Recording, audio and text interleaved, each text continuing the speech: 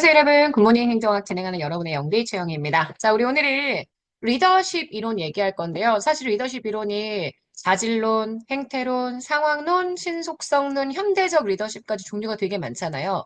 근데 그렇게 어려운 주제들은 아니기 때문에 여러분이 공부하시면 대충 정리는 하거든요. 근데 문제는 상황 변수, 리더십 상황 변수에 대한 내용들은 조금 어려워하셔서 까다롭게 생각을 해서서 이 리더십 상황 변수에 관련된 내용들을 좀 상세하게 읽어보고자 합니다. 그래서 이름하여 리더십 상황 변수 특징.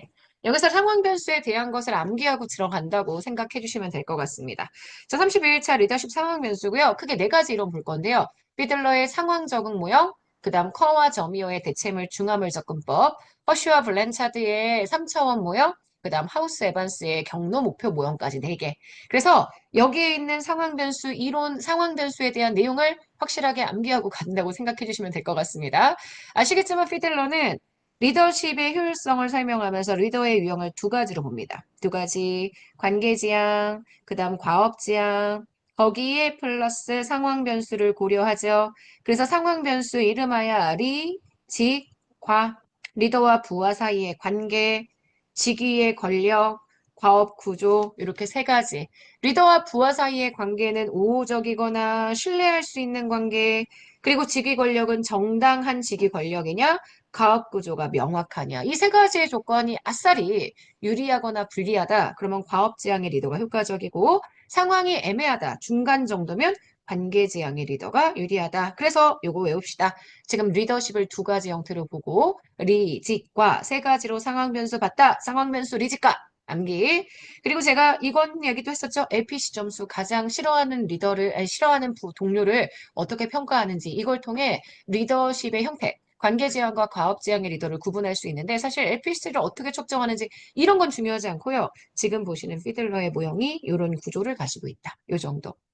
커와 저미어의 대체물 중화물 접근법은 아시겠지만 대체물 리더십을 불필요하게 만드는 요소. 그래서 이 요소가 있다면 굳이 리더가 회사에 존재하지 않아도 회사에 없어도 조직이 잘 돌아갈 수 있다. 이렇게 얘기를 했고요.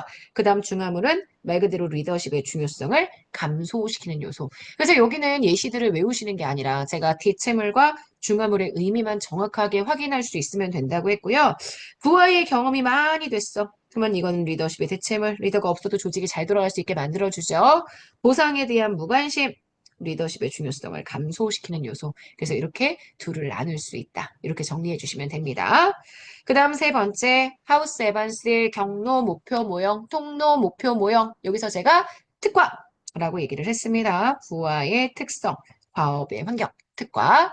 리더의 행동이 부하의 만족도, 근무 성적에 영향을 미치는 과정을 매개 변수와 상황 변수로 설명한다. 되게 어렵다고 했잖아요. 그래서 리더십 원인 변수에 해당하는 리더십이 네 가지의 유형입니다. 거기에 상황 변수가 만나집니다. 부하의 특성과 과업의 환경. 그러면 이게 부하의 VIE, 기대성, 유의성, 수단성, 유의성부터 V, 그 다음 I, 그 다음 E 이렇게 들어가겠죠? 그게 부하의 만족도와 근무 성과를 가져오게 만들어준다.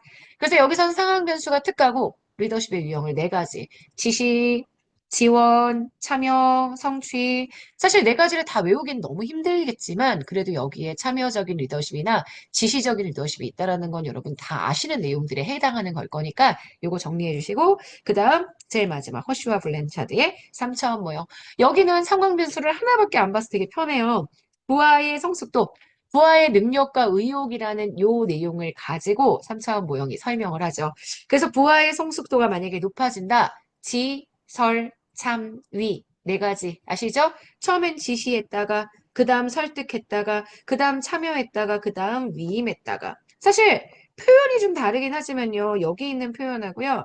여기 위에 있는 요 하우스 에반스의 표현은 비슷합니다. 둘 다 리더십의 형태를 단순히 지시한다, 참여한다 이렇게만 정리하지 않고 구체적으로 그 단계를 나누었다. 이런 거에 포인트를 두면서 이 모형들을 정리해 주시면 훨씬 쉽게 파악이 가능할 것 같습니다. 자, 여기까지 보시게 되면 일단 리더십 상황 변수에 대한 내용들은 다 정리를 했고요. 자, 문제를 통해서 한번 확인해 보도록 하겠습니다. 제가 두 문제 풀어볼 거고요. 1번하고 2번.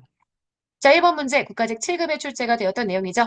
피들러의 상황 적합 이론, 상황에 대한 모형, 리더십의 상황론이라는 표현 기억해 주셔야 합니다. 컨틴전시라고 표현을 하고 있어요. 자, 그러면 이들의 상황별로 어떻게 표현하느냐? 리더와 부하 사이의 관계, 직위의 권력, 과업 구조, 리, 직, 과 설명했고요. 자, 허쉬와 블랜차드의 경로 목표 이론에서 상황 변수는 아시겠지만 특과입니다. 그죠? 부하의 특성, 과업의 환경 두 가지죠. 부하의 능력과 의욕으로 구성되는 성숙도 요거 채택했던 건 허쉬와 블랜차드에 대한 내용, 허쉬와 블랜차드에 대한 내용인데 다시 허쉬와 블랜차드의 이론은 경로 목표의 모형이 아니라 요거는 아시겠지만 3차원 모형이고요. 경로 목표 이론은 허쉬와 블랜차드가 아닌 하우스 에반스의 모형이고 특과를 강조했다. 이렇게 정리할 수 있죠. 그래서 자, 만약에 이 문장의 예를 바꿨어요. 여기 있는 이 부분을 바꿨어요. 만약에 3차원 모형이라고 얘기했다. 그럼 맞습니다. 하지만 만약에 허쉬와 블랜차드의 모형이고 성숙도라고 얘기를 한다면 경로 목표 모형이 아니어야 한다는 거. 경로 목표 모형은 하우스 에반스의 이론을 설명한다는 거. 요거 기억해 주셔야 합니다. 자, 니은 그래서 틀렸고요. 하우스는 리더십을 거래적 리더십과 변혁적 리더십으로 구분했다? 아니요. 일단 이렇게 두 가지로 구분하지 않았고요.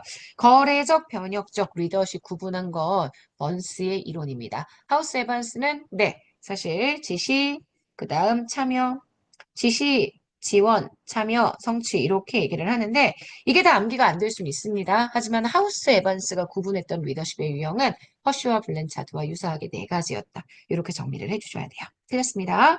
블레이크 머튼의 관리 그리드, 관리 격자 모형에 따르면 무기력형, 컨트리 클럽형, 침묵형이죠. 과업만 강조하는 형태, 중도 형태, 팀형이 우리가 얘기하는 단합형에 대한 내용입니다. 그래서 여기까지 기본적인 리더십 유형들을 설명했다라고 볼 수 있으니까 맞는 선지입니다.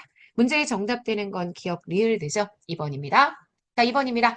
2015년 지방직 9급에 출제가 된 문제고요. 리더십의 이론에 대한 설명으로 옳지 않은 것 이렇게 얘기했습니다. 피들러는 리더의 행태에 따라 권위주의, 민주주의, 방임?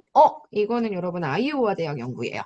피들러는 리더십의 유형을 두 가지로 보죠. 우리가 아까도 봤던 것처럼 지시적인 리더십이냐, 아까 과업 중심의 리더십이냐, 아니면 인간 중심의 리더십이냐, 관계 지향의 리더십이냐. 이렇게 둘로 구분합니다. 피들러는 두 가지로 리더십을 구분한 다음에 거기에 리직과라는 상황 변수 설명했다는 거 알고 계시죠? 요거 X.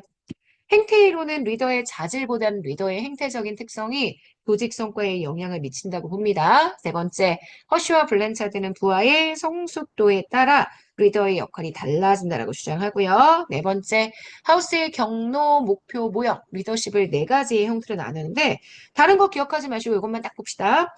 참여적인 리더십은 부하들이 만약에 구조화하지 않는 구조화 되지 않는 과업을 수행한다. 이랬을 때 필요하다라고 실제 언급을 합니다. 그래서 4번 맞는 선지가 됩니다. 자, 문제의 정답이 되는 틀린 선지는 1번이고요. 피들러 진짜 너무 중요하니까 피들러 내용은 꼭 정확하게 기억을 해주셔야 합니다. 오케이? 자, 여기까지 해서 우리 오늘 굿모닝 행정을 마무리하도록 하겠습니다. 자, 여러분 불금이고요. 발렌타인데이고요. 그런 거에 우리는 연연해하지 않고 열심히 공부하도록 합니다. 뭐 다른 거 여러 가지 중요한 것들이 있지만 지금은 우리의 시험이 가장 중요합니다. 정말 오늘 하루 여러분의 거고요. 제가 계속 응원해 드리고 있을게요. 우리는 내일 아침에 만나도록 하겠습니다. 여러분, 안녕.